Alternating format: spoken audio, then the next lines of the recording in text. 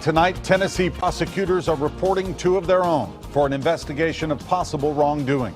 This follows a News Channel 5 investigation that first exposed a deal to help new Nashville DA Glenn Funk get a better pension. Now, new details suggest the possible abuse of your money could be even worse. News Channel 5's chief investigative reporter Phil Williams is here. And you uncovered this controversy, Phil. That's right, and what we have now discovered is that Glenn Funk may have also improperly arranged for the state to pay for his health insurance before he took office. Tonight, this entire controversy has the organization of the state's DAs preparing for a specially called meeting, and our powerful state Senate chairman is demanding answers.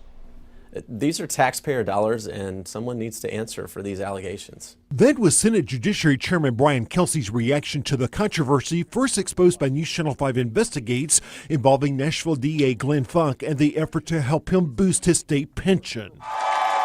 Funk won the Democratic primary last May, and he faced no opposition in the August general election. But his term did not begin until September 1st. That was 2 months after the state was switched on July 1st to a new pension plan that required employees to contribute more toward their retirements. Typically, my office. So Wally Kirby, the executive director of the Tennessee District Attorneys General Conference, created a job for Funk, putting him on the state payroll right before the deadline, supposedly as a district attorney pro tem. In other words, a special prosecutor. But Funk was not required to report how many hours he actually worked. The District Attorney's Conference found a way to do that, so we did it. Found a way to help you get the good pension. Get the better pension, yeah. Is that gaming the system? You know, it's working within the system. If there is an abuse of taxpayer dollars, then that is of utmost concern to us in the Senate Judiciary Committee. Kelsey says his committee will be demanding answers from the DA's conference, and News Channel 5 has learned that after becoming aware of the deal between Kirby and Funk, the executive committee that oversees the agency met just over a week ago for what several participants say was an intense discussion. In the end, the committee voted to send this letter to the Comptroller of the Treasury, notifying state auditors of what could be viewed as an abuse of public money. They also notified the board that regulates the ethics of Tennessee lawyers. But now our investigation has discovered that not only did Glenn Funk get the better pension, he also arranged for taxpayers to pick up the tab for his health insurance a full 2 months before he took office. The state tells me the paperwork listed him as a full-time employee of the DA's conference. I move to dismiss these charges. In fact, during that same time period, the incoming DA was continuing to take money from criminal suspects to represent them while he waited to take office. You are not working full-time as a prosecutor. No, I was not working full-time as a prosecutor.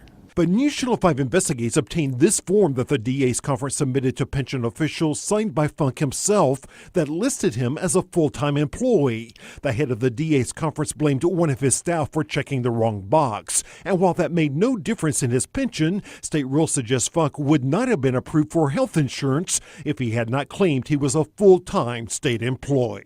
We're going to have a hearing on the DA's conference budget in a few weeks, and we want an absolute full explanation of this entire episode to be given to us, or otherwise we're not moving forward with the budget.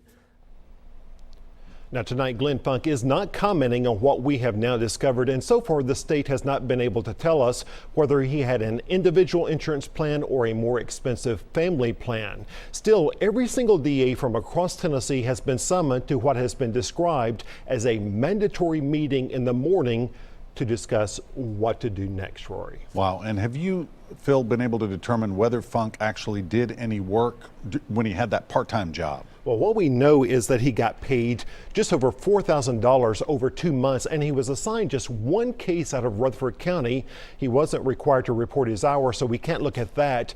But the new DA there in Rutherford County now tells me that he finally asked for another special prosecutor after he got complaints that nothing was happening with the case under Glenn Funk. Interesting. Phil, thanks so much.